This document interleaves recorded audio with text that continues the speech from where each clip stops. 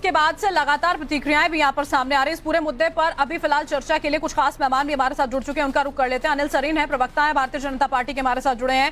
जी सरीन जी बोलिए। मुझे बहुत दुख हो रहा है अकील भाई की बात सुनकर। क्या ये हिंदुस्तान में रहते हैं? क्या इनको पंजाब की वास्तविक स्थिति का जानकारी है क्या? नहीं है सर, मैं हिंदुस्तान में नहीं रहता। भाई साहब बीच में मत बोलिए, मैं आपके बीच में नहीं बोला। भाई साहब आपके बीच में मैं नहीं बोला। तो आप क्या बात कर रहे हैं? अरे भाई साहब मेरी बात सुन लीजिए ना, सुनने का भी हौसला रखिए ना। अरे सुनने ये कोई बात है? आप बताइए ना, पॉइंट बात कीजिए आप।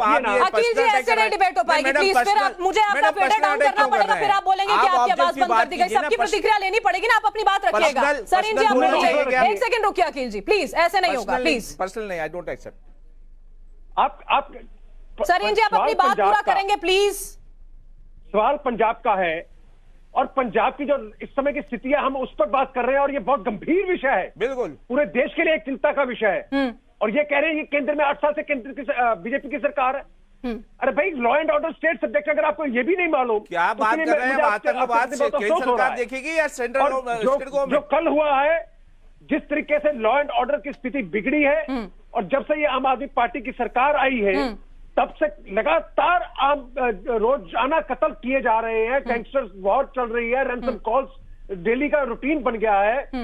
और डेली जो है जो पर्टिकुलरली पॉपुलर लोग हैं उनको गोलियों से मारने की बात, चाहे वो मूसेवाला का हो, चाहे संदीप सिंह जो कबड्डी प्लेयर हो, चाहे शिवसेना का नेता सूरी हो, चाहे प्रदीप सिंह देरा प्रेमी हो।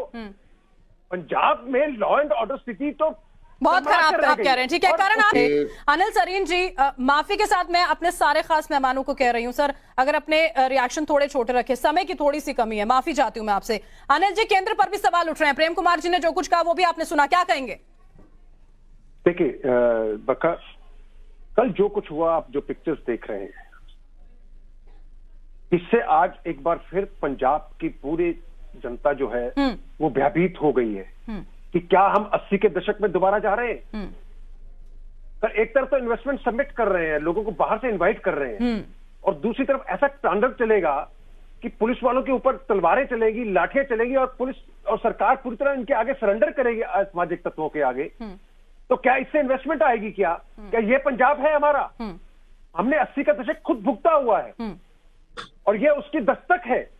और भगवंत मान सरकार बिल्कुल लॉ एंड ऑर्डर की स्थिति के ऊपर, स्थिति को संभालने में, हम ये कह लें कि ना तो उनके पास एक्सपीरियंस है ना विजन है। ठीक है, समस्या ये है। ठीक है। और यहाँ पर सरकार जो चल रही है वो रिमोट कंट्रोल की सरकार है। ठीक है। अकान की सीमा से सटा हुआ राज्य है पंजाब, सुरक्षा को लेकर कितना गंभीर वहां की राज्य सरकार को, माफ कीजिए वहां की प्रदेश सरकार को होना चाहिए, यह बहुत ज्यादा जरूरी हो जाता है। बहुत बहुत शुक्रिया तमाम खास मेहमानों का हमारे साथ जुड़ने के लिए, इस चर्चा में शामिल होने के लिए।